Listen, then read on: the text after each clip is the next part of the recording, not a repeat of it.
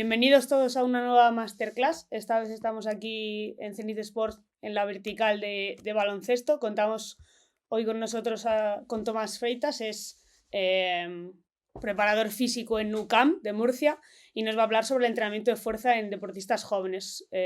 Tomás, muchas gracias por querer formar parte de esta masterclass de Zenith Sports, y desde ya pasa a ser todo tuyo. Yo estoy aquí a tu disposición y, lo dicho, una vez más, gracias por participar con nosotros.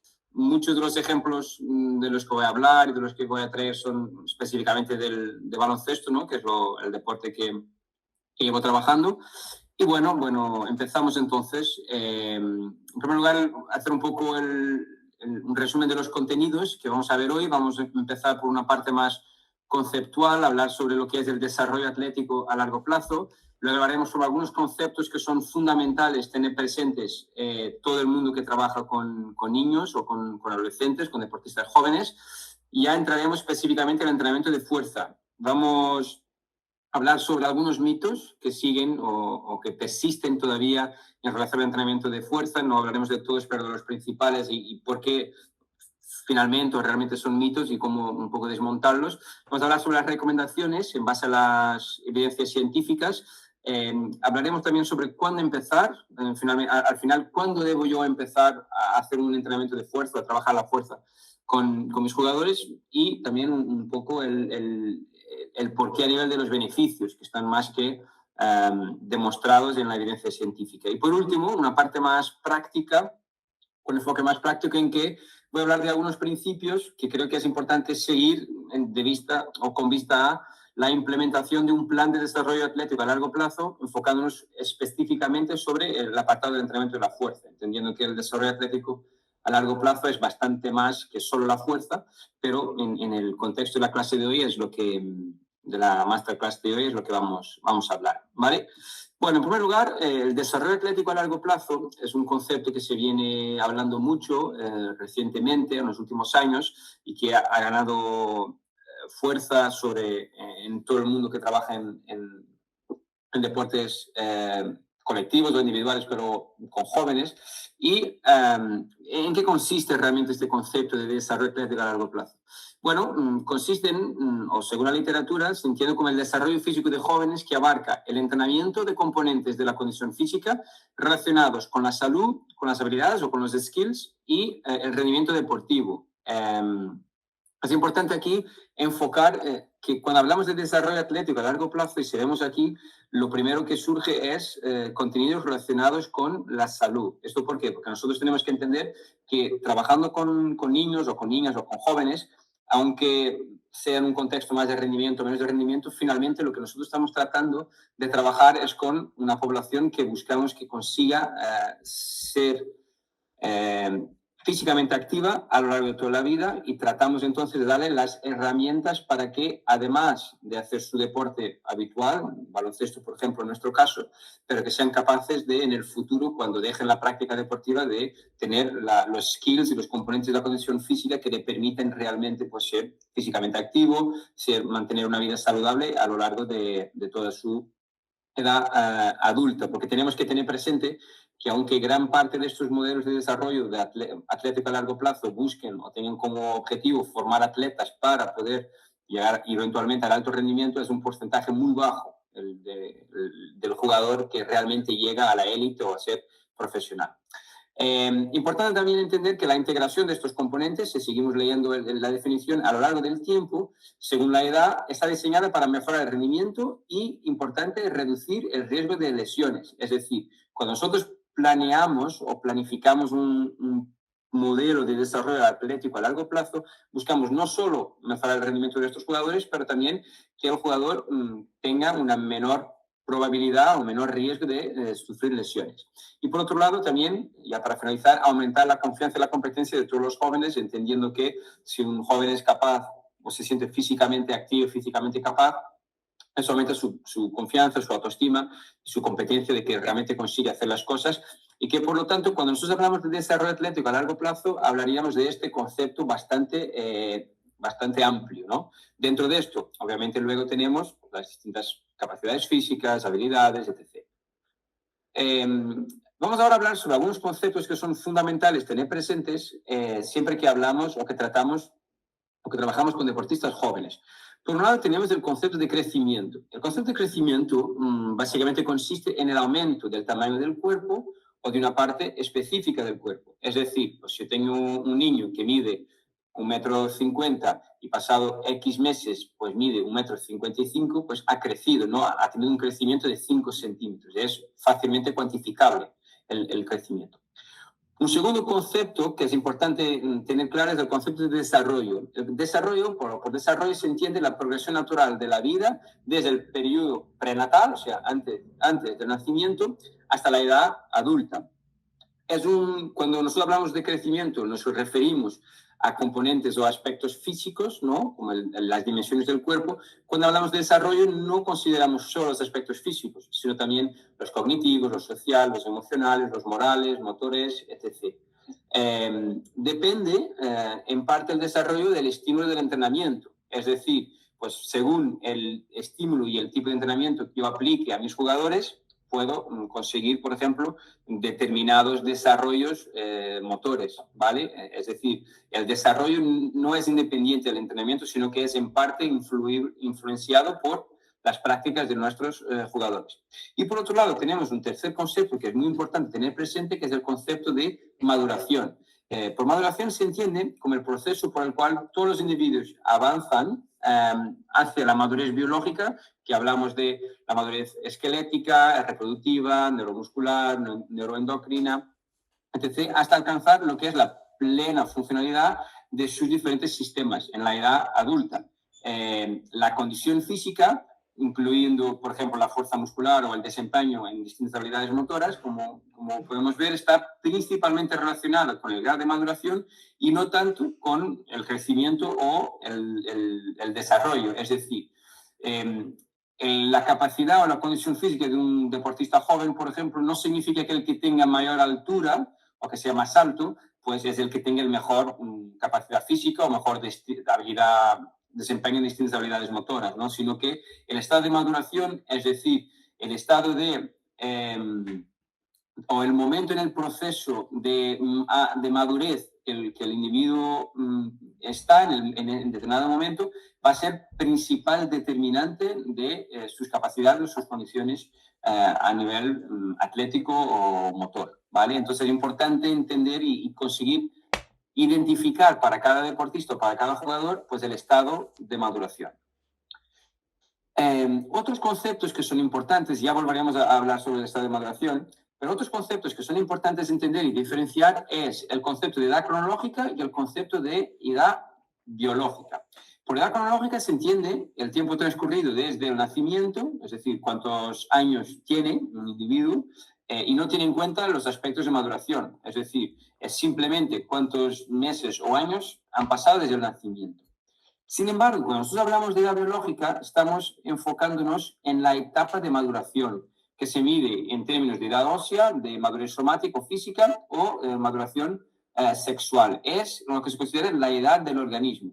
¿Esto qué significa? Significa que si nosotros nos fijamos en esta imagen aquí a la derecha, voy a poner el puntero para que sea más fácil. Si nos enfocamos en esta imagen aquí a la derecha, podemos ver tres individuos que tienen la misma edad cronológica, 14 años de edad, sin embargo tienen distintas edades biológicas. ¿Por qué? Porque uno con 14 años ya ha pasado, ya se encuentra en un estado post-pubertario, mientras que otro todavía no lo ha pasado.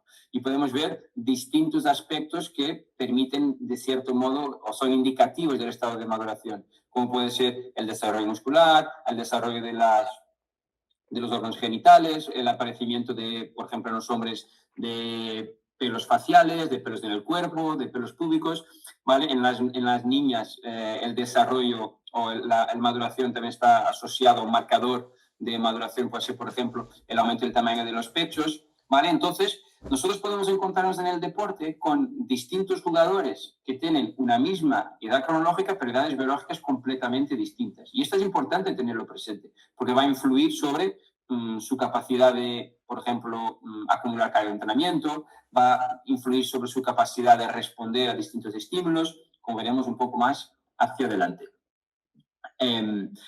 Si nosotros pensamos en lo que es la edad cronológica versus la edad biológica, es muy importante también tener presente que al final todo el mundo va a llegar al estado de maduración plena, es su edad adulta.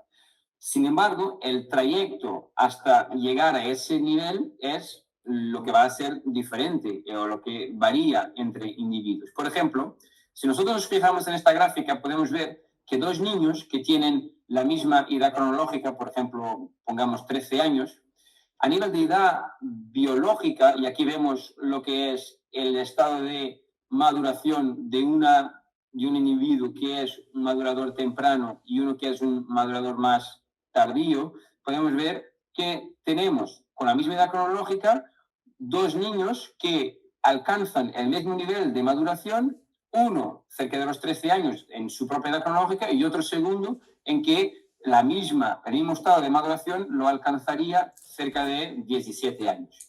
Entonces, eso significa que ambos tienen la misma edad cronológica, pero edades biológicas completamente distintas. Uno tiene una edad biológica de 13 años y otro una edad biológica de 17 años, ¿vale?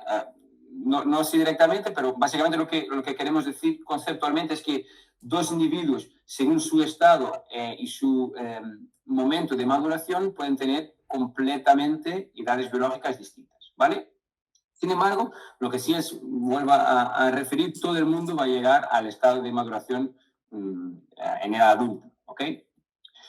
Esta es una imagen que se hizo viral hace unos años que representa muy bien esto. Al final aquí nosotros vemos, no por la altura, sino por el porcentaje de altura en edad adulta, que es lo que está aquí representado. Por ejemplo, este individuo, este segundo niño, pues ya ha alcanzado el 97% de su edad, de su altura en edad adulta, que es un indicador de maduración, mientras que este aquí al final solo ha alcanzado el 86% de su altura de edad en edad adulta. Sin embargo, todos compiten en la misma categoría de edad. Todos compiten en la misma categoría, por ejemplo, U14 o U15, pero dentro de la misma grupo de edad cronológica, que es como actualmente están organizadas las competiciones deportivas, podemos tener niños que tienen diferencias biológicas de 2 y 3 años, pero están compitiendo unos contra los otros en la misma categoría de edad. Por lo tanto, es muy importante entender este concepto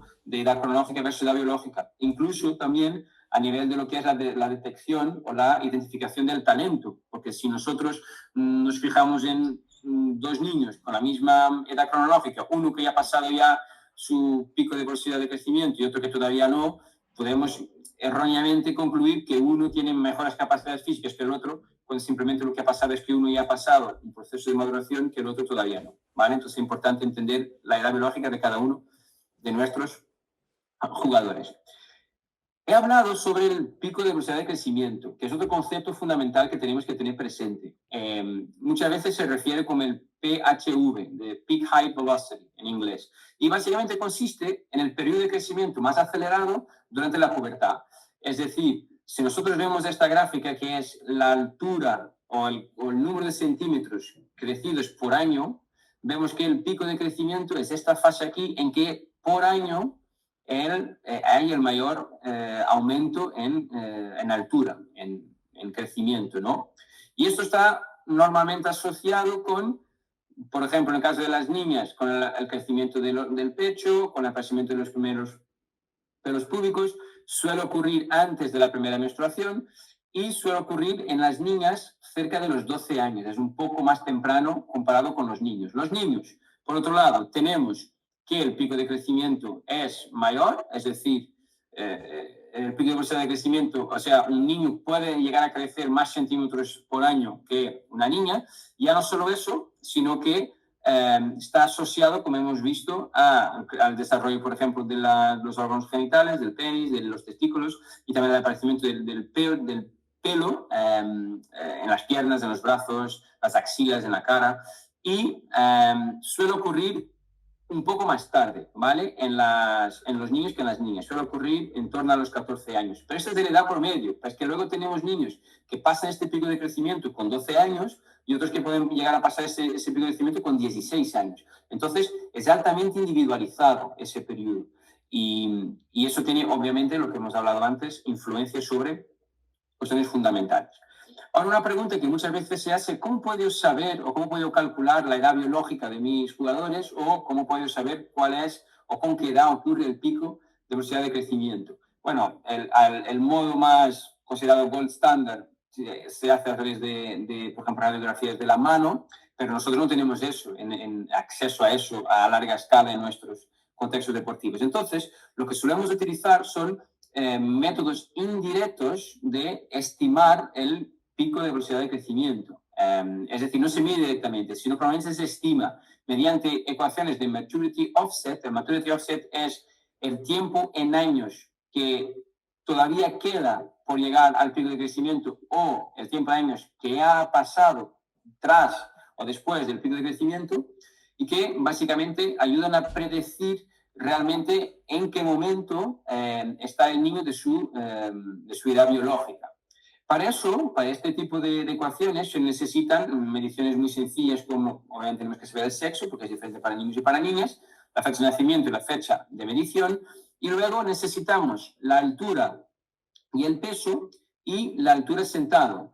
Y mediante fórmulas o la ecuación propuesta por Millwall en 2002, se puede entonces determinar el maturity offset, que es un valor que es tanto negativo o positivo.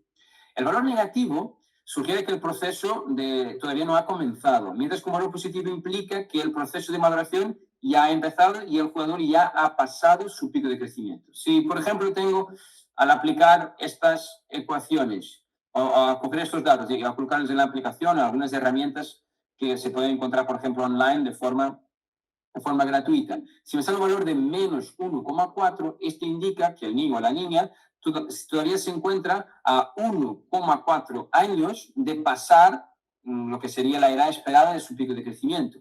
Sin embargo, si tiene un valor de más 0,8, significa que su pico de crecimiento pasó hace 0,8 años.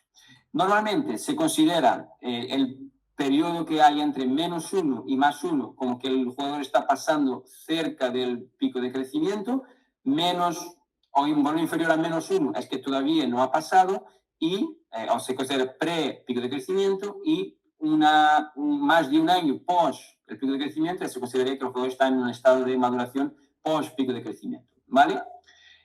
Aquí dejo esta nota porque es importante tenerlo claro. La precisión de las mediciones es muy importante porque un error en esas mediciones puede, al ser un método indirecto, puede de cierta manera alterar la exactitud de la predicción, ¿vale?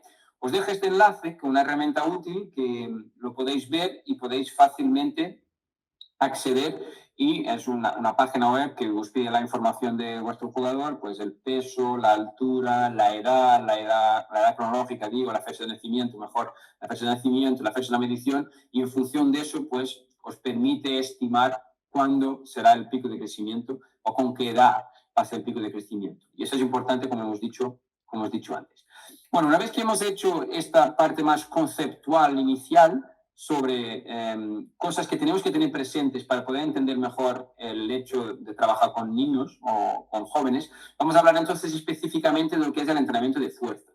Y la primera gran pregunta que se hace es: ¿entrenar fuerza en jóvenes, sí o no? Bueno, pues si nosotros miramos a la literatura, vemos que las principales organizaciones internacionales relacionadas con el deporte, con la preparación física, como por ejemplo el Comité Olímpico Internacional, la Academia Americana de Pediatría, o las organizaciones de Strength and Conditioning, como por ejemplo la de Reino Unido, la de Inglaterra, o la de Estados Unidos, la National Strength and Conditioning Association. Todas ellas tienen position statements o tienen documentos de un consenso de expertos, y todos ellos pues indican que no hay la mínima duda de que sí se debe trabajar la fuerza con deportistas jóvenes. Es absolutamente fundamental, ¿ok? Desde una perspectiva del desarrollo de las capacidades físicas, del desarrollo de la coordinación, por ejemplo, pero también desde una perspectiva de la prevención de lesiones en el desarrollo de atletas más robustos y más resistentes a soportar cargas de entrenamiento, ¿vale? Entonces, pues no puede quedar ninguna duda de que sí se debe trabajar en la fuerza en estas edades. Ahora bien, muchas veces esto no ocurre porque siguen existiendo algunos mitos sobre, bueno, pues algunos de los principales son que los niños no pueden aumentar la fuerza antes de la pubertad. Entonces, ¿para qué voy a trabajar yo la fuerza si no lo pueden aumentar? Veremos más adelante si es cierto o no. Otro mito que se escucha mucho es que los niños no deben hacer un trabajo de fuerza porque se vuelven demasiado musculosos. Se participan en programas estructurados de entrenamiento de la fuerza. Otro de los mitos es que, y yo sigo escuchando al día de hoy, es que el entrenamiento de fuerza, pues si mi niño o mi jugador entrena la fuerza, pues lo más probable es que eso afecte negativamente su crecimiento y que no crezca tanto. Bueno, veremos más hacia adelante. Y otro argumento, mito también que surge muchas veces es que, bueno, no se deben hacer un trabajo de fuerza porque eso ejerce mucha fuerza sobre las articulaciones y eso puede entonces aumentar el riesgo de fracturas óseas o de lesiones articulares debido a que el jugador está haciendo, por ejemplo, una sentadilla con una sobrecarga externa. Bueno, estos son algunos de los mitos que siguen o que persisten al día de hoy. Vamos a ver algunos de ellos, o vamos ir uno por uno de estos cuatro y desmontarlos, ¿no? Por un lado, el primero y el segundo, que pueden casi ir juntos, el primero es que los niños no pueden aumentar la fuerza antes de la pubertad y el segundo es que los niños se vuelven demasiado musculosos si hacen entrenamiento de fuerza. Bueno, pues eso es del todo verdadero, o sea, eso no es en nada cierto. Nosotros, por ejemplo, si consideramos así el desarrollo, aquí a nivel de lo que es la infancia, la adolescencia, hasta la edad adulta, esto lo que tenemos aquí es el aumento de la masa corporal, que ocurre obviamente el aumento de peso desde la infancia hasta la pubertad. Y aquí lo que tenemos es que lo que nosotros podemos observar es que el principal aumento o desarrollo que ocurre en la fase de la infancia ocurre principalmente a través de factores neurales y centrales. Es decir, cuando un niño realiza entrenamiento de fuerza en edades jóvenes, sí puede aumentar su fuerza, pero ese aumento de la fuerza se debe principalmente a adaptaciones que ocurren a nivel central, a nivel de lo que es, por ejemplo, el aumento de la frecuencia de descarga de las unidades motoras, del reclutamiento o, en teoría, la teórica diferenciación del tipo de fibra que también ocurre con el desarrollo. Pero lo que vemos nosotros aquí abajo, esta curva, es la curva de el desarrollo a nivel hormonal de nuestros jugadores, es decir, no de los jugadores, sino de cualquier niño. Lo que nosotros vemos aquí es que antes de la adolescencia, en la preadolescencia, no hay el entorno anabólico, ¿vale? Como por ejemplo a nivel de la cantidad de testosterona, que permita a un niño o una niña aumentar de forma importante o significativa su masa muscular. Sí puede aumentar la fuerza a través de, como hemos dicho, factores nerviosos, factores neurales, pero no a través de un aumento de la masa muscular. Porque aunque yo haga un programa de entrenamiento de carácter altamente hipertrófico, de alto volumen de entrenamiento de fuerza, no voy a conseguir nunca las mismas ganancias de masa muscular que puedo conseguir en un niño o un adolescente de 17, 18 años, que ha pasado ya su pico de crecimiento y ha tenido un desarrollo, ya tiene un entorno hormonal que sí le permite esta respuesta hipertrófica. Entonces, no hay evidencia científica de que si yo hago entrenamiento de fuerza con niños jóvenes o con niños pequeños, preadolescentes, que van a ponerse musculosos, ¿vale? Otro ejemplo, otro mito es que el entrenamiento de fuerza perjudica el crecimiento, ¿vale? Pues este individuo aquí soy yo, con algunos de los jugadores que vamos trabajando años, y soy yo aquí. Estos niños tienen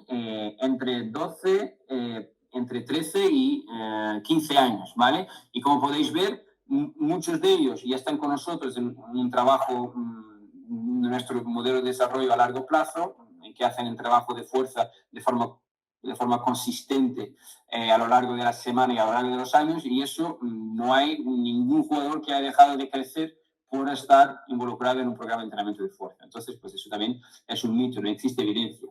Y por otro lado, si nosotros hablamos que las fuerzas ejercidas en las articulaciones del entrenamiento de fuerza pueden ser demasiadas, esto que traigo aquí es una curva de un salto con contramovimiento, ¿vale? Esto es la fuerza, la curva fuerza-tiempo, y aquí podemos ver este pico de fuerza en el aterrizaje que puede llegar a ser superior a 4, 5, 6 veces el peso corporal de un individuo cuando hace un salto vertical. Entonces, bajo ningún concepto, en un ejercicio de fuerza, las fuerzas que tienen que soportar o que son ejercidas sobre las articulaciones va a llegar a ser 4 y 5 veces el peso corporal. Pero luego nuestro jugador salta todos los partidos. Y ya no solo que salte, sino que en el salto en movimiento aterrizas con las dos piernas. Es que en un partido puedes saltar y aterrizar solo sobre una pierna, solo un solo apoyo. Entonces, en ese caso tienes una fuerza de 4 veces tu peso corporal sobre una sola pierna. Entonces, si la justificación para no hacer el entrenamiento de fuerza es que las articulaciones estarían sujetas a demasiadas cargas, pues eso entonces implicaría que el jugador no podría saltar, no podría correr, no podría desacelerar, que son acciones típicas de la práctica del baloncesto. Por lo tanto, no tiene sentido este argumento como algo para no hacer el entrenamiento de fuerza, ¿vale? A nivel de lo que es el riesgo lesional, este es un estudio que se hizo ya hace algunos años en Estados Unidos, en que se comparó las lesiones en entrenamiento de fuerza entre niños y adultos. La principal conclusión es que los niños tienen un menor riesgo de sufrir lesiones articulares de distensiones musculares relacionadas con el entrenamiento de fuerza que en los adultos. Vemos, además, que la mayoría de las lesiones de los niños ocurren o son resultado de accidentes. Vemos que en niños entre 8 y 13 años, el 77% de las lesiones se debieron a un accidente, mientras que en los adultos entre adultos entre 23 y 30 años, pues apenas el 27% es a nivel accidental. Entonces, ¿esto qué significa? Significa que la gran mayoría de lesiones que ocurre durante el entrenamiento de fuerza en niños ocurren por accidentes, y eso sí que es importante tener muy presente. Ya hablaremos un poco más hacia adelante sobre tener un entorno seguro. Pero, por ejemplo, os doy un ejemplo. Si estamos haciendo un entrenamiento utilizando una mancuerna y dejamos la mancuerna sobre un cajón, por ejemplo, de pliometría, pues el riesgo de que alguien tocando el cajón caiga la mancuerna y se le dé en el pie, pues eso es un accidente, ¿no? Y estas son las cosas que hay que tener muy presentes cuando estamos en un gimnasio con los niños entrenando. Es que entiendan muy bien las normas de funcionamiento del gimnasio, que sepan estar, que tengan la madurez emocional y mental para poder cumplir órdenes y entender cómo se deben comportar. Eso sí es bastante más importante. Pero lo que es una lesión que ocurra como una distensión muscular o una lesión articular debido a la carga excesiva, siempre y cuando el entrenamiento esté debidamente dirigido por un profesional, pues no hay ninguna evidencia. Incluso hay menor riesgo lesional, según la literatura, en niños. Por lo tanto, tampoco tenemos que tener miedo a trabajar con los niños en el gimnasio, siempre y cuando sepan comportarse de forma adecuada debido a la carga que se pueda estar utilizando. ¿Vale? A nivel de recomendaciones, estas son las recomendaciones del Position Statement de la National Strength and Conditioning Association. Estas son recomendaciones muy generales para el trabajo de fuerza en niños y adolescentes. En primer lugar, garantizar la instrucción y la supervisión calificadas. Bueno, pues tener claro que el entrenamiento de fuerza debe estar dirigido o supervisado por un responsable, una persona responsable, un graduado en ciencia de la actividad física y del deporte con la formación adecuada. Muy importante asegurarse que el entorno del ejercicio sea seguro y libre de peligros, es lo que hablábamos antes, ¿no? Pues garantizar que los niños pues dejan las mancuernas en su sitio, que cuando trabajan con la barra, por ejemplo, que siempre tienen los clips para no dejar que el peso se caiga, etc. A nivel de recomendación de cómo comenzar, pues con cargas relativamente ligeras, con un enfoque en la técnica correcta de los ejercicios. Esto es absolutamente determinante. El criterio para progresar en la carga con niños es muy importante que sea en base a la técnica del ejercicio. Es decir, si el jugador no consigue dominar o no consigue realizar las repeticiones que se le plantea de forma absolutamente correcta a nivel técnico, no debemos progresar la carga, ¿vale? Entonces el enfoque y la atención tiene que estar en la correcta ejecución técnica. Eso para poder progresar. Empezar por realizar una 3 series de 6 a 15 repeticiones en una variedad de ejercicios de fuerza, combinar tanto el tren superior como el tren inferior. Incluir ejercicios específicos de fortalecimiento del core. Bueno, pues trabajar para fortalecimiento de la musculatura del core. Enfocarse en el desarrollo muscular simétrico, esto es importante, y en el equilibrio adecuado de los músculos alrededor de una misma articulación, es decir, trabajar tanto agonista como antagonista, y simétrico en el sentido que no debemos trabajar, por ejemplo, imaginemos que trabajamos en un deporte en que, como el fútbol, en que hay una pierna dominante, pues debemos trabajar tanto la pierna dominante como la pierna no dominante. En deportes como el tenis, igual, y en el baloncesto, por supuesto, debemos buscar un desarrollo muscular simétrico y el equilibrio adecuado entre agonista y antagonista. Empezar el entrenamiento de fuerza 2 a 3 veces por semana en 10 no consecutivos y a partir de ahí ir progresando, aumentando gradualmente la frecuencia y el volumen del entrenamiento. Progresar en el programa de entrenamiento de forma sensata, según las necesidades, los objetivos y las habilidades y capacidades de cada jugador, teniendo en cuenta que cuando estamos pasando el pico de crecimiento, hay un fenómeno que se identifica en la literatura como adolescence awkwardness, bueno, que es como una fase en que se caracteriza por una pérdida de control motor, de coordinación, debido al crecimiento acelerado de las estructuras del cuerpo y que hace con que el niño pueda parecer un poco más torpe, y en ese momento específico de su desarrollo, de su maduración, sí que tenemos que tener especial atención a sus habilidades y a sus capacidades, ¿vale? Y aumentar la carga gradualmente 5 a 10% con el incremento de la fuerza. Es algo que tampoco tenemos que tener miedo. Si el niño o el jugador poco a poco consigue y va aumentando la carga, va aumentando la fuerza, ya sea debido a su maduración, ya sea debido a adaptaciones en el entrenamiento, nosotros no tenemos que tener problema de ir aumentando la carga también poco a poco. Realmente, si nosotros miramos estas recomendaciones, básicamente son las mismas que para trabajar con un adulto, pues garantizar instrucción y supervisión calificadas, que el entorno sea seguro, que sea una buena técnica, que progresen poco a poco, que entrenen de forma simétrica. Entonces, a nivel de recomendaciones generales, serán muy similares entre trabajar con niños y con adolescentes o con adultos. Entonces, bueno, tampoco tenemos que hacer algo muy diferente ni nada del otro mundo para hacer un programa de entrenamiento en estas edades. Esto es un poco una propuesta y una recomendación de cómo progresar, ¿no? Empezar con pocas series, con repeticiones variadas, menos repeticiones, cargas bajas. Muy importante en el inicio podemos empezar a utilizar, por ejemplo, cargas más ligeras como balones medicinales, el propio peso corporal, enfoque principalmente en la técnica. Poco a poco, y cuando el jugador vaya dominando y vaya consiguiendo demostrar ese skill, esa capacidad de controlar el movimiento, pues se puede ir aumentando el volumen, el número de series, disminuir un poco el número de repeticiones y aumentar la carga. Se debe inicialmente trabajar en velocidades más controladas y según el niño vaya desarrollando sus capacidades, aumentar entonces esa velocidad, aumentar también la frecuencia de entrenamiento. E incluso podemos llegar con atletas jóvenes a hacer movimientos bastante complejos, movimientos multiarticulares complejos, siempre y cuando haya un control adecuado de la técnica y una capacidad física que permita hacerlo. Es decir, nosotros tenemos jugadores más y menos jóvenes que pues, pueden realizar derivados de levantamientos olímpicos con la carga adecuada, con la técnica adecuada, ¿vale? Entonces no significa que con niños solo se tenga que trabajar con el peso corporal y con el balón medicinal o con muy poca carga como utilizando el TRX. Pues no, podemos utilizar distintos implementos, trabajar con cargas altas siempre y cuando la técnica lo permita, ¿vale? Ahora una pregunta que es clave es ¿cuándo empezar? O sea, ¿cuándo puedo yo empezar a trabajar la fuerza con los niños? Bueno, para contestar esta pregunta, creo que es interesante la literatura.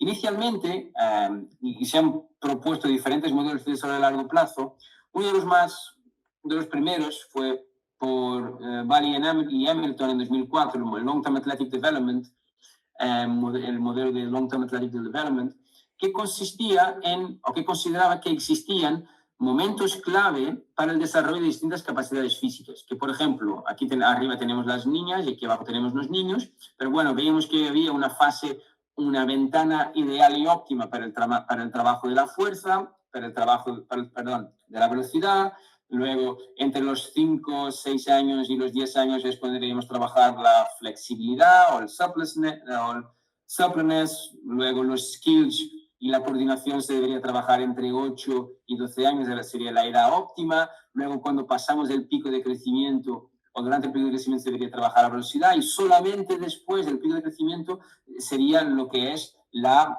etapa o la ventana óptima para trabajar la fuerza.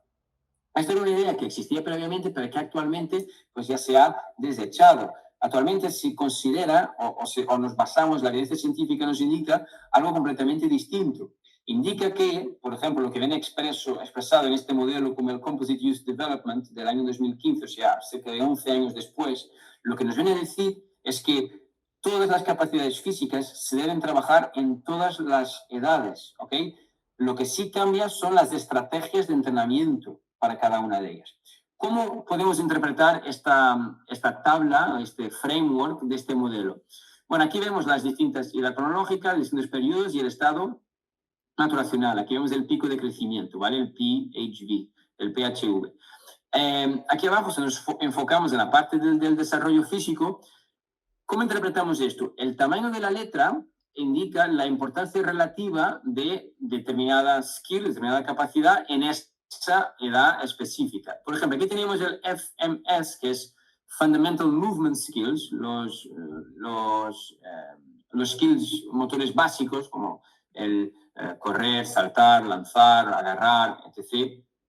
Y tenemos aquí las SSS, que son Sport Specific Skills, los skills específicos del deporte, y vemos entonces que en las edades más tempranas se debe dar mayor énfasis al trabajo de las Fundamental Movement Skills, mientras que según vamos avanzando más cerca del pico de crecimiento, deja de tener tanto sentido trabajar las Fundamental Movement Skills y empezar a trabajar Sport Specific Skills, skills más específicas de cada deporte, siendo también que en edades tempranas no tiene sentido trabajar skills específicos de un deporte. Ahora bien, si nosotros nos enfocamos en la fuerza, que es lo que nos concierne hoy aquí, vemos que el tamaño de la letra es absolutamente igual en todas las categorías de edad a lo largo de todo el proceso de maduración y desarrollo de nuestros jugadores. ¿Esto qué significa? Significa que es igual de importante trabajar la fuerza con niños de 5, 6, 7 años que trabajar la fuerza con adolescentes de 17, 18, 19. Ahora, la forma de trabajar la fuerza es lo que va a ser diferente. Yo no voy obviamente a trabajar con un niño de 8 años una sentadilla de igual manera que trabajo una sentadilla con mucho peso en un niño o un jugador, un adolescente de 18 años, ¿vale? Pero como concepto, como capacidad física, la fuerza se debe trabajar de igual manera a lo largo de todo el proceso. Entonces, a la pregunta de ¿cuándo debo empezar a trabajar la fuerza? Pues desde ya, desde que empieces a trabajar con el niño, empezar a trabajar la fuerza. Ahora bien, cambiando de estrategias, empezando, por ejemplo, para un niño de 5 o 6 años, hacer una zancada con el peso corporal ya puede suponer un estímulo importante, ¿vale? Para el desarrollo de la fuerza. Ahora, en un adolescente de 18 años, que está entrenado, hacer una zancada con su propio peso corporal, pues eso no va a suponer una sobrecarga y no va a generar una adaptación. Entonces, lo que sí es importante entender son estas pequeñas cuestiones, pero ¿cómo empezar? Pues desde ya, desde que estáis empezando a la práctica deportiva, el jugador debe empezar también el entrenamiento de la fuerza.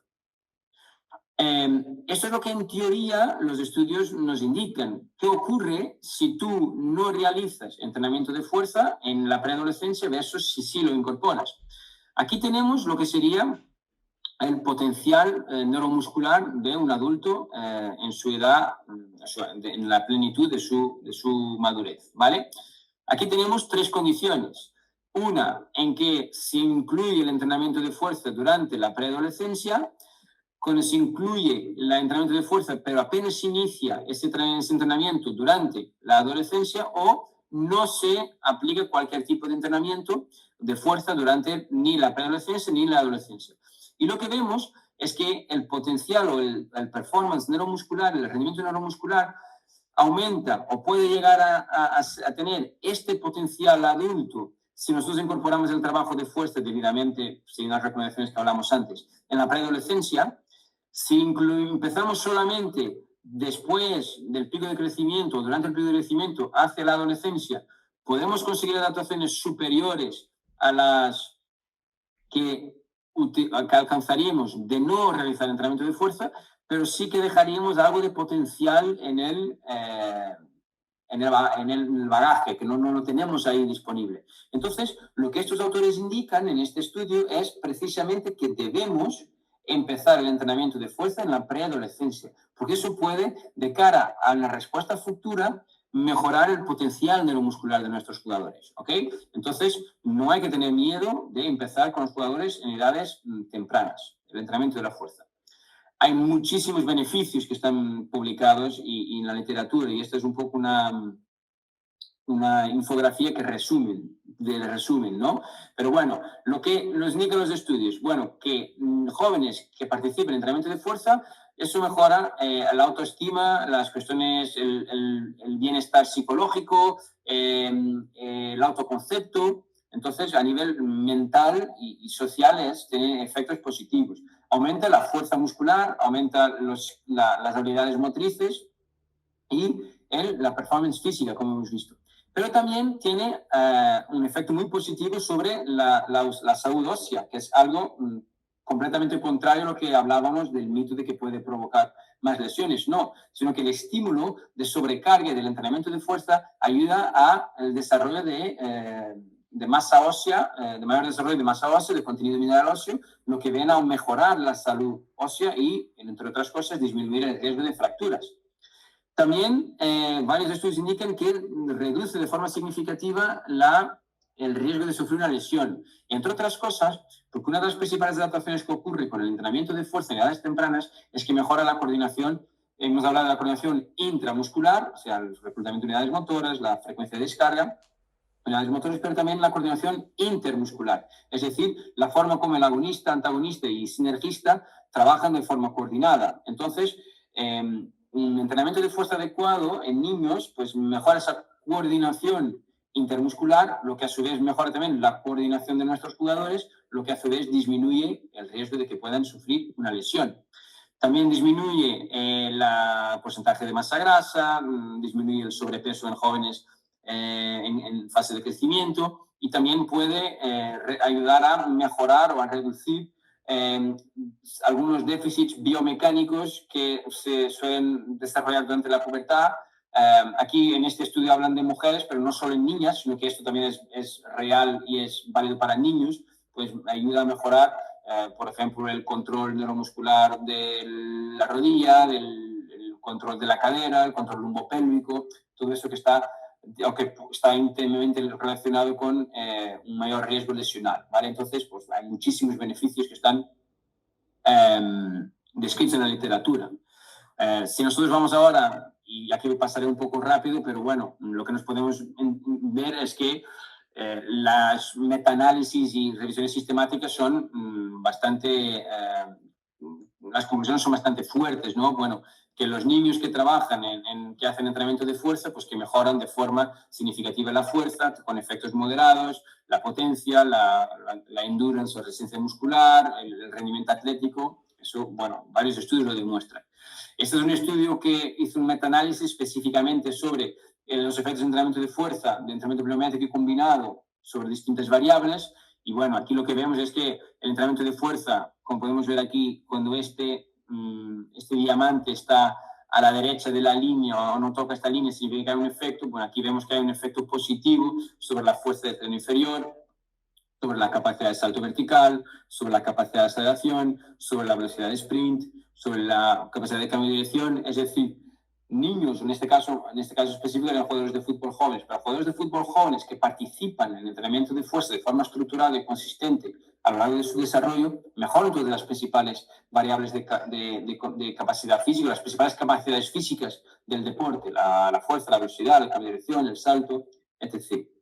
Este es un estudio también que comparó el seguimiento durante 2 años de una muestra de jugadores de rugby, en que un grupo trabajaba de fuerza de forma consistente. A lo largo de los 2 años, un grupo control apenas hacía su propio deporte. Y lo que vemos aquí es la velocidad o el tiempo de cambio de dirección, y vemos que el efecto del entrenamiento es que a lo largo de los 2 años, pues los niños del grupo de entrenamiento de fuerza mejoraron de forma significativa su tiempo de cambio de dirección versus los que hacían solamente su deporte. Entonces, el entrenamiento de fuerza, cuando como complemento del deporte, tiene efectos positivos sobre el rendimiento, en este caso, del cambio de dirección. Otra cosa que también es importante entender es que muchas veces da la idea de que combinar el entrenamiento, por ejemplo, fuerza más potencia, fuerza más pliometría, es algo, bueno, o por ejemplo lo que se llama el complex training, que se considera un método de entrenamiento avanzado y que por lo tanto los niños y los adolescentes no deben hacer este tipo de entrenamiento porque implica alta velocidad, etc. Bueno, la evidencia es clara también. Si combinamos fuerza con potencia, mejoramos no tanto la fuerza de tren superior, aunque hay menos evidencia, pero la capacidad de salto vertical, la capacidad de aceleración, la velocidad de sprint, la capacidad de cambio de dirección. Bueno, pues tal y como observamos en adultos, es decir, combinar entrenamiento de fuerza con entrenamiento de potencia o solamente hacer entrenamiento de fuerza son estrategias muy eficaces para mejorar las capacidades físicas de nuestros jugadores. ¿Ok?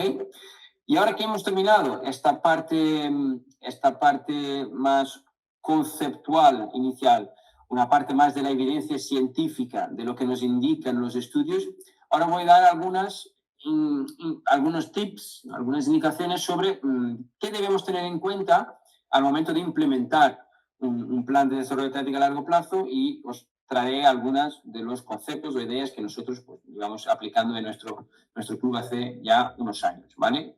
Por ejemplo, creo que es muy importante en la implementación de cualquier plan de desarrollo a largo plazo, pues la visión que hay que tener, la filosofía de desarrollo que hay que tener. En este punto, en este caso, creo que hay 4 puntos que son muy importantes tener en cuenta. Tener en cuenta que el modelo de trabajo, de entrenamiento, debe estar centrado en el desarrollo individual del jugador. Es decir, cuando nosotros planificamos o planteamos un desarrollo a largo plazo, el desarrollo atlético a largo plazo, tenemos que centrar todo nuestro entrenamiento en el jugador y no en el equipo. Esto implica que las decisiones que tomamos pueden ser decisiones que no necesariamente hacen con que el equipo esté más cerca de ganar partidos, sino que esté más cerca de desarrollar o de hacer con que un jugador pueda llegar a su máximo potencial. Os doy un ejemplo. Muchas veces vemos partidos de baloncesto en categorías jóvenes en que el jugador más alto del equipo, bueno, a lo mejor un infantil que mide 1,90 m porque ha pasado ya su pico de crecimiento y se ha desarrollado ya, y bueno, pues nosotros vemos que el tío físicamente es más fuerte, consigue ganar más rebotes, consigue ganar o anotar muy bien cerca de la canasta. Bueno, lo ponemos jugando en una posición de interior, más de pivot, ¿no? Porque nos ayuda a ganar muchos partidos, ¿no? Y a competir muy bien. Vale, pero si nosotros hacemos una estimación de la altura en edad adulta y vemos que ese jugador está con 14 años, 1,90 m, para alcanzar ya el 98% de su altura en edad adulta, significa que no va a crecer mucho más. Y entonces, si nosotros cogemos a ese jugador con 1,90 m y solamente lo colocamos en una posición en que en infantil le permite tener éxito, pero que el tío con 1,90 m no va a poder nunca jugar de interior. Entonces tiene que desarrollar otras capacidades físicas, técnicas que le permitan jugar de cara a la canasta. Un jugador que se quede con 1,90 m, 92, pues si quiere llegar a la élite, muy probablemente tendrá que jugar en una posición exterior, de 1, de 2, ¿vale? Entonces, eso es lo que decimos, que tenemos que tomar decisiones que a lo mejor no es lo más idóneo para ganar partidos en infantil, pero para ese jugador es lo mejor para su desarrollo futuro. Luego tenemos que entender el jugador como un desarrollo holístico, ¿no? Tanto técnico, táctico y físico. Tenemos que tener los 3 componentes. Después tenemos que tener presente esta idea de desarrollo a largo plazo, como el propio nombre indica, ¿no? Lo que nosotros buscamos no es que el jugador maximice su potencial con 14, 15 años, sino que el jugador pueda maximizar su rendimiento, su potencial a largo plazo, cuando llega hacia una categoría más cerca de la categoría adulta. Entonces, las decisiones que tomamos pues tienen que ser en ese sentido. Y por otro lado, pues que los niños no son adultos de miniatura. Eso es muy importante tener presente también. Yo no puedo llegar y ver cómo entrena el prepa de mi equipo senior y coger ese programa de entrenamiento y aplicarlo a mi equipo de infantil B, ¿vale? No, los niños no son adultos de miniatura. Sí que es importante trabajar la fuerza, pero mi U13, mi infantil B, no va a trabajar la fuerza de la misma manera que trabaja mi equipo ACB, ¿vale? Pues es importante entender eso, no podemos replicar, porque los niños no son adultos de miniatura. Yo creo que estos 4 puntos son fundamentales a nivel de entender y poder implementar un modelo de desarrollo a largo plazo. Luego también la visión que hay que tener de la preparación física. Es decir, el rol de la preparación física debe de ser el de garantizar que la capacidad física del jugador no sea un factor limitante en su rendimiento técnico y táctico.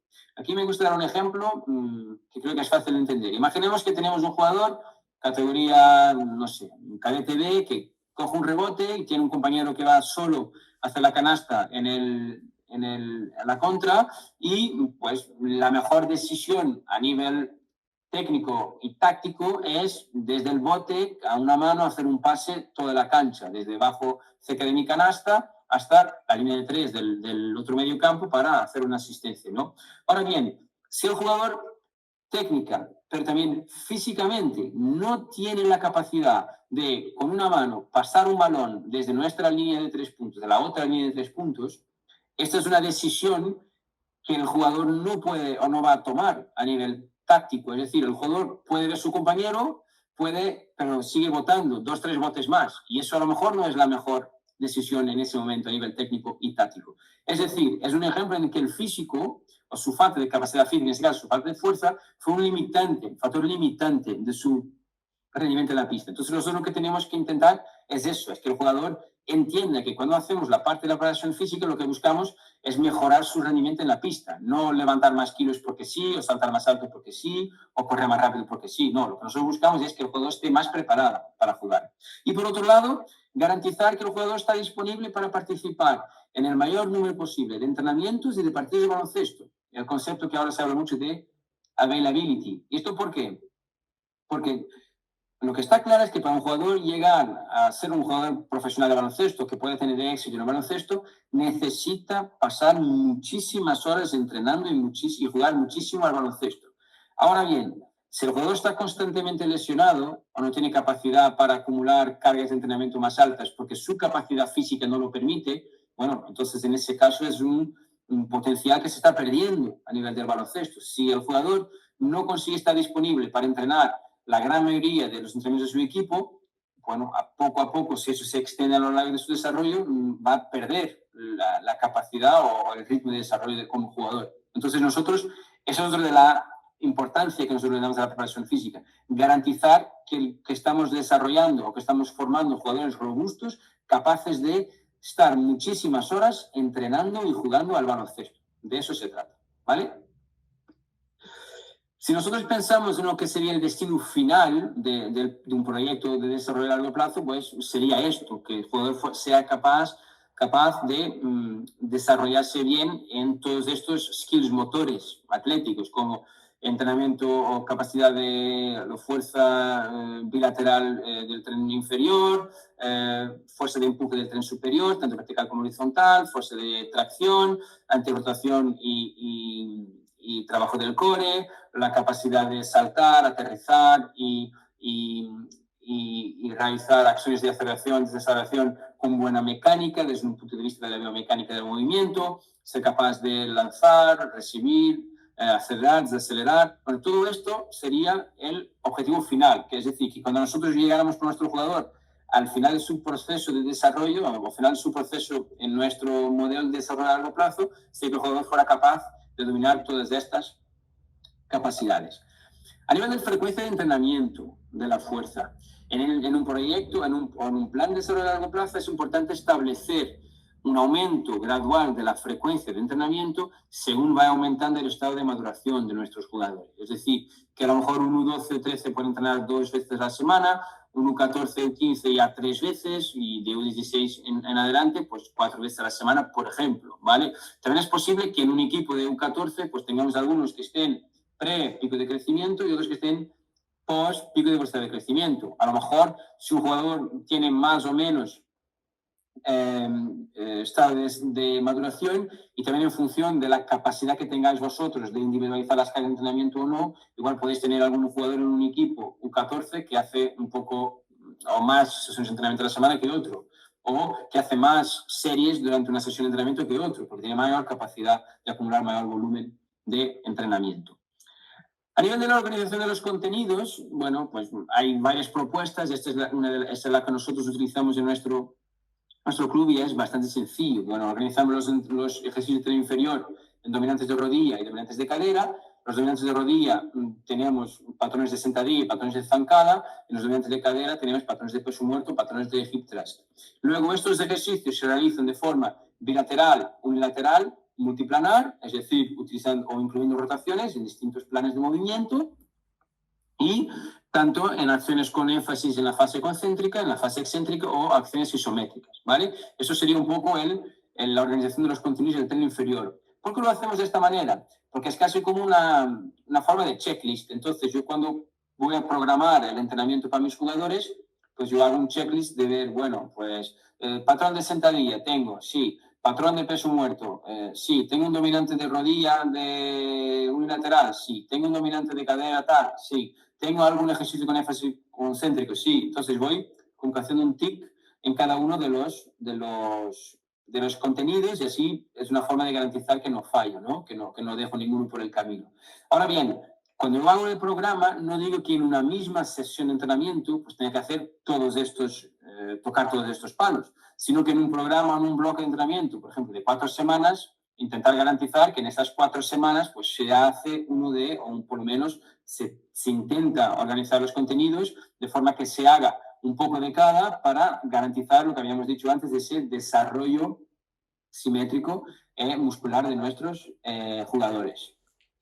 Aquí son algunos ejemplos en vídeo que traigo. Bueno, nada del otro mundo, no hacemos ninguna cosa que sea fuera de la caja. Bueno, tenemos ejercicios, por ejemplo, bilaterales dominantes de rodilla, como la sentadilla frontal, o un ejercicio unilateral, como un patrón más de lunge, ¿no?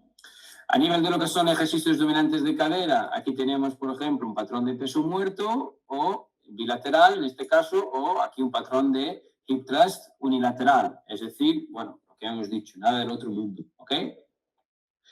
Si vemos ahora ejercicios de tren inferior con sobrecarga excéntrica, pues tenemos aquí algunos ejemplos de estos drop squats unilaterales, bilaterales, en que el objetivo es desacelerar la carga lo más rápido posible en el menor espacio posible, o estos ejercicios con un compañero que me empuja, aumentando de esta manera la velocidad con que llega al suelo y aumentando entonces la sobrecarga excéntrica, ¿vale? Y podemos hacerlo en distintos planes de movimiento. Aquí, por ejemplo, un plan frontal que también es muy importante trabajar. A nivel del tren superior, bueno, organizamos en ejercicios de empuje, de tracción, en el plan sagital y overhead por encima de la cabeza, y el plan en ejercicio de tracción de remo y de high pull, y la misma idea, bilateral, unilateral o multiplanar, con énfasis concéntrico, excéntrico o isométrico. Aquí tenemos algunos ejemplos de vídeos. Bueno, pues un press de banca normal, un push press o un press militar y, por ejemplo, un multiplanar que incluye rotación. Aquí vemos una acción también de empuje, pero ya con una rotación. ¿Ok? A nivel de tracción, un poco la misma idea, pues bilaterales, ejercicio bilateral, unilateral y multiplanar que incluye rotaciones, ¿vale? Aquí vemos un ejercicio de tracción que incluye una rotación. O sea, nada, como digo, no inventamos la rueda, hacemos cosas básicas, sencillas, pero bastante bien organizadas, ¿ok? Una cuestión también fundamental es cómo podemos progresar la carga del entrenamiento. Bueno, tenemos, por un lado, la forma más normal que uno piense es aumentar la carga. Pues a lo mejor con U15 hago este ejercicio con una determinada carga, pues ya U18, ya Junior, el mismo ejercicio, pero con más kilos. Pues obviamente es una forma de progresar en el entrenamiento. Pero hay otras, por ejemplo, aumentando la instabilidad. Yo puedo hacer un ejercicio de forma estable, con la rodilla apoyada en el suelo, con el peso, con la mancuerna en esa posición más estable, o puedo hacerlo más inestable. Es decir, en este caso, con el kettlebell, con el bottoms up, con la parte de abajo hacia arriba, con el balón medicinal, con el balón, el fitball en la pared, lo que aumenta muchísimo la instabilidad. Obviamente, de aquí a bastante menos peso, bastante menos kilos, pero la progresión de la carga no siempre es poner más peso, sino aumentar la instabilidad o aumentar la complejidad del ejercicio.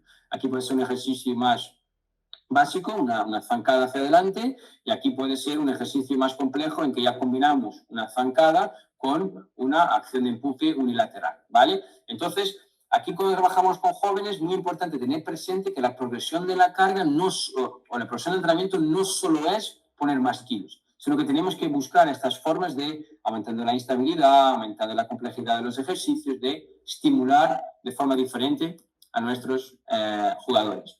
A nivel de entrenamiento del core, lo que hemos dicho antes, muy importante, todo este trabajo de antirrotación, o sea, ejercicios en que se busca frenar el movimiento, pero también ejercicios de rotación en que se busca generar esa rotación o generar ese movimiento. Incluir ambos es una buena estrategia, ¿vale? Hemos hablado del entrenamiento combinado también.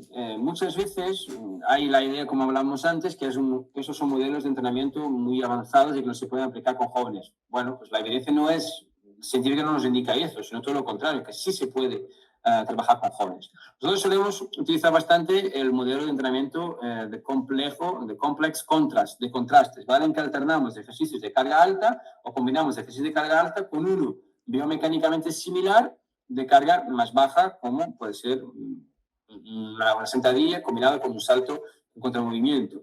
Entonces, aquí podemos utilizar, por ejemplo, este tipo de combinación en que hacemos un ejercicio con carga, velocidad más baja, carga más alta, y aquí un ejercicio con velocidad más alta, carga más baja, ¿vale? Un ejercicio más explosivo, ¿no?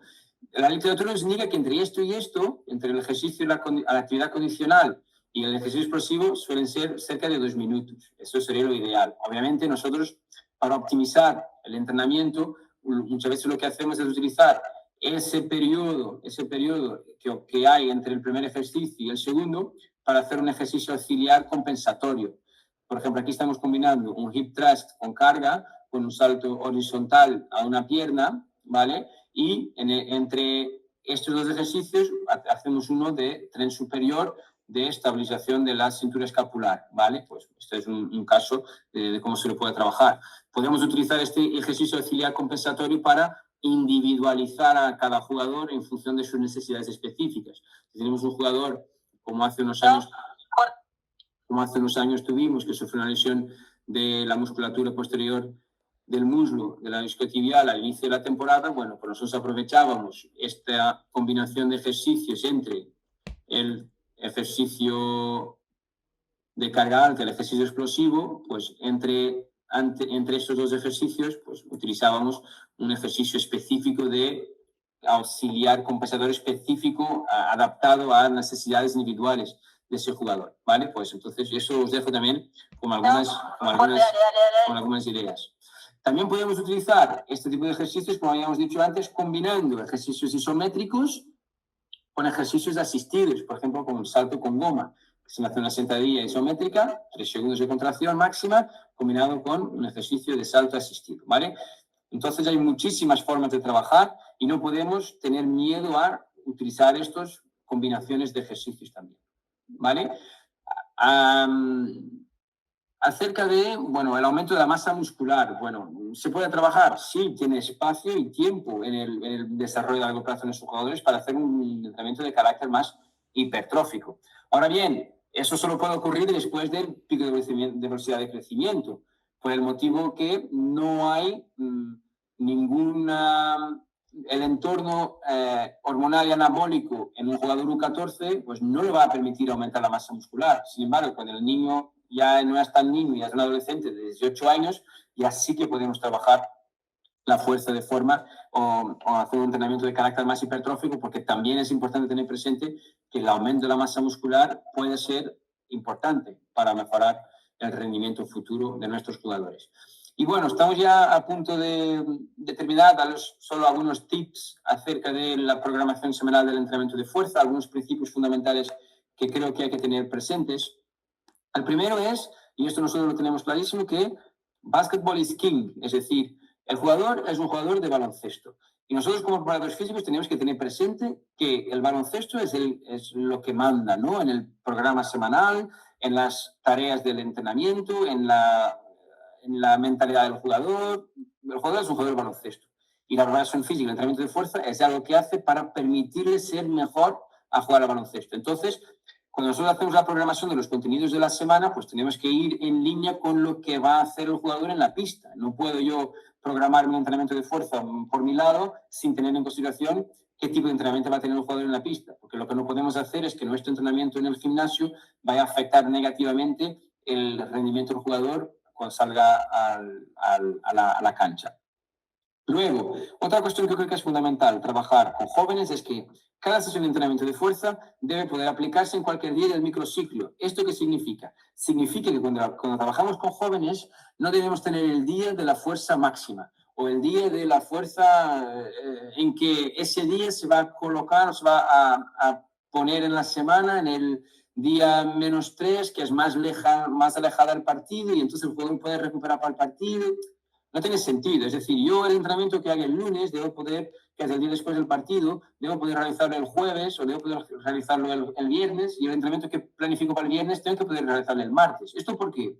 Porque cuando trabajamos con jugador joven, aunque obviamente el partido es importante, lo que es más importante es el desarrollo y la práctica del entrenamiento. Nosotros no estamos preocupados en ganar el partido del sábado, sino que estamos preocupados en que el jugador pueda mejorar sus skills como jugador de baloncesto. Entonces, si yo lo coloco en el día match de -3, por ejemplo, un entrenamiento muy duro en el gimnasio, pensando, bueno, luego el jugador tiene tiempo para recuperarse hasta el partido, y si ese entrenamiento que yo hago en el gimnasio pues va a afectar negativamente la forma como él entrena ese mismo día, pues igual no le estoy haciendo un gran servicio a mi desarrollo a largo plazo, ¿no? Y también es importante que el jugador no asocie un disconfort o un mal entrenamiento en la pista a lo que ha hecho en el gimnasio. ¿Por qué? Porque si no, la próxima vez que vaya al gimnasio, pues igual va a cortarse un poquito y no va a querer hacer tanto. Porque, bueno, la última semana cuando hice este entrenamiento, pues llegué a la pista y no podía ni moverme. Me pesaban las piernas, no podía saltar, mi tiro no entraba y yo no voy a volver más al gimnasio, ¿no? Entonces es importante tener esa cuestión presente. Luego, el enfoque de la sesión de entrenamiento debe ser siempre el de complementar lo que el jugador ya hace en la cancha. Y ahora, hacia adelante, os daré un ejemplo más claro de esto. Pero es decir, si el entrenamiento de baloncesto consiste en muchos saltos, muchas aceleraciones, muchas desaceleraciones, pues igual el gran trabajo que hay en el gimnasio no debe ser trabajo pliométrico. No debe darle gran volumen de trabajo pliométrico, porque eso ya le da la cancha. Lo que no le da la cancha, el entrenamiento de fuerza con velocidades más lentas, el entrenamiento en rangos de movimiento completos, etc. La programación semanal debe ser siempre adaptada al estado y contexto del jugador. Es decir, yo tengo que entender el jugador en cada momento, entender en cómo está el jugador. Si imaginemos que el jugador viene bastante fatigado de 2 días de carga alta de entrenamiento en la pista, y yo tenía planificado para mí sesión de entrenamiento X. Bueno, igual si al hablar con el jugador y entender cómo se encuentra, si él me dice que no está, bueno, se encuentra cansado, tiene dolor muscular, tiene alguna molestia, pues si yo debo adaptar mi entrenamiento en el gimnasio a que el jugador pueda venir y salir del gimnasio mejor de lo que ha entrado, ¿vale? Entonces, adaptar siempre al estado del jugador. Y otra cuestión es el concepto de óptimo versus robusto, que es que una semana completa, o sea, una semana tiene que considerarse completa si el jugador pierde una sesión. Imaginemos que el jugador pierde una sesión de entrenamiento por el motivo que sea, porque tiene que ir al fisio, porque no, por lo que sea ese día su padre no lo puede acercar a la hora de la prepa y entonces, bueno, tiene que llegar un poco más tarde y ya solo llega a la hora de la pista, no sé. Pero lo que no puede ser es que, os daré un poco un ejemplo más visual hacia adelante, pero es que el jugador pierde esa sesión de entrenamiento específica por lo que sea, pues ya pierde un contenido que no lo vuelva a repetir hasta dentro de hace no sé cuánto tiempo, ¿vale? Entonces, es importante tener esos conceptos presentes. Doy un poco más de detalle. Por ejemplo, el principal enfoque debe ser complementar lo que hace en la pista. Me gusta esta idea, esta analogía de los cubos, ¿no? El baloncesto, el trabajo en la pista, llena determinados cubos, ¿no? El cubo de la resistencia, de la pliometría. Sin embargo, no llena otros cubos que dejan medio llenos, como es la movilidad y la flexibilidad, los skills de movimiento o la fuerza. Entonces, nosotros, cuando trabajamos en el gimnasio con nuestros jugadores, debemos tratar de llenar el cubo que está medio lleno y no darle o ponerle más agua en un cubo que está bastante lleno ya por lo que el propio jugador hace en la sesión en pista. Entonces, pensar eso como programación del entrenamiento, intentar darle al jugador algo que complemente lo que hace en la pista. Concepto de si la semana es completa, si el jugador pierde una sesión de entrenamiento. Bueno, imaginemos esto. En un contexto óptimo, por ejemplo, podría ser que el entrenamiento de velocidad se hiciera el miércoles, porque es el día más lejos del partido y al jugador hay que le pueda dar un estímulo más efectivo y tal. Muy bien. Ahora, ¿qué pasa si en una semana el jugador, por lo que sea, no va al entrenamiento del miércoles? Por lo motivo que sea. Significa que desde el primer miércoles que entrena hasta el otro que tiene el mismo estímulo, se pasan 2 semanas, son 14 días que no hay cualquier estímulo, en este caso de velocidad, durante el entrenamiento o en el proceso del jugador. Sin embargo, si yo le doy pequeñas dosis a lo largo de la semana de esa misma capacidad física, de ese mismo estímulo, si el jugador pierde un día, bueno, el daño no es muy importante, porque al día siguiente ya tiene pequeña dosis, ¿no? Y esto viene un poco del concepto de Jovanovic, del Agile Periodization, de su libro, que precisamente habla sobre esto.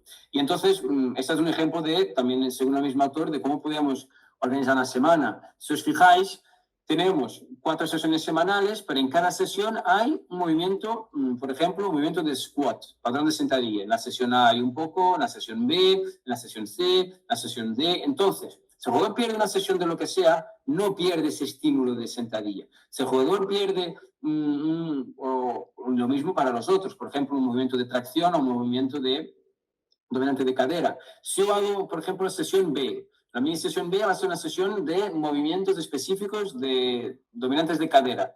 Si el jugador pierde esa sesión B por lo que sea, puede estar 15 días sin hacer un estímulo de dominante de cadera. Con el problema de que ese mismo estímulo, al estar tan separado en el tiempo, puede que la próxima vez que lo aplique, pues el jugador tenga agujetas el día siguiente y eso puede afectar negativamente su percepción y su propio rendimiento en la pista, ¿vale? Entonces, es muy importante tener presente eso. Y ya por último, ya para finalizar, ¿cómo es la estructura de la sesión de entrenamiento de fuerza? Bueno, una propuesta puede ser organizar o empezar por una parte inicial de movilidad, una segunda parte de activación, donde incluimos el entrenamiento del core, pero también una activación de la musculatura que va a estar principalmente involucrada en la sesión de entrenamiento, y luego la parte principal, que será el desarrollo de la fuerza, que puede tener alrededor de 6 o 8 ejercicios, y aquí me gustaría hacer hincapié en el concepto de la estabilidad de algún tipo de estímulos, de continuidad de algunos estímulos versus la mayor variabilidad que se puede dar a otros. Nosotros hace tiempo teníamos la idea de que había que darle muchísima variabilidad de entrenamiento, entonces en cada sesión de entrenamiento pues buscábamos cambiar ejercicios, cambiar dinámicas de la carga, números de repeticiones, de series, velocidades, todo. Entonces casi cada día era un mundo completamente diferente. Con el pasar del tiempo, ¿qué observamos? Que los jugadores, y esto no lo hacíamos porque entendíamos que aumentaba la motivación del jugador, porque cada día era diferente, porque tal. ¿Qué hemos observado con el tiempo? Bueno, que al final lo que más le motiva al jugador, pues según nuestra experiencia, es que semana tras semana va consiguiendo aumentar un poco la carga, va consiguiendo aumentar la complejidad, va consiguiendo... Entonces, el jugador muchas veces llega y te dice, bueno, pues he conseguido ya subir 10 kilos más en el press banca, ostras, no podía y ahora me siento mejor, consigo no sé qué, o he conseguido en la sentadilla hacer 2 repeticiones más con la misma carga. Entonces, que el jugador vea su propia evolución es una alta forma de motivarlo para el entrenamiento de fuerza. ¿Qué pasa cuando nosotros estamos siempre cambiando los ejercicios y los estímulos? Pues que el jugador nunca siente que está mejorando, porque siempre hace una cosa nueva, no tiene nada con que comparar previamente, entonces cada día es una cosa nueva, pero el jugador no sigue viendo el resultado y no es palpable, ¿no? Entonces, ¿qué tenemos nosotros? Como idea principal, en los ejercicios principales del programa, buscamos mantener la continuidad entre 4 a 6 semanas, de los ejercicios de dominante de rodilla, de dominante de cadera, de empujar, de tirar, 4 a 6 semanas. No significa que sea el mismo entrenamiento los 4 días o los 3 días de la semana, sino que la misma semana se repita en el tiempo. Y con lo que sí le damos más variabilidad son los ejercicios compensatorios. Ahí se puede cambiar o semanalmente o en sesiones consecutivas. Por ejemplo, una semana podemos darle más énfasis de la musculatura aductora, otra los rotadores externos del hombro, de la cadera, músculos estabilizadores del tobillo, etc. ¿Vale? Y también dentro de la sesión de entrenamiento, en la parte principal, solemos poner primero los ejercicios de potencia y balísticos, seguidos de los ejercicios de fuerza, con cargas más altas, de velocidades más bajas. excepto cuando hacemos el entrenamiento complejo en que combinamos y alternamos fuerza con potencia. Y por último, solemos dejar los ejercicios auxiliares más monoarticulares para la parte final del entrenamiento, ¿ok? Ya la última parte del entrenamiento, porque incluso si tardamos un poco más por lo que sea en la sesión y si algo se tiene que quedar, bueno, coja la sesión, que sea por los auxiliares y no por los principales, ¿ok? Bueno, y ya como mensaje en final, bueno, que en el desarrollo a largo plazo de todos los, tanto el movement skills, la flexibilidad, el endurance y el speed y la agilidad, lo que sí hace todo funcionar es la fuerza y la potencia. Entonces, como capacidad física, la fuerza tiene que ser central en nuestros programas de entrenamiento porque es lo que va a hacer con que el engranaje funcione para todo lo demás. ¿Ok?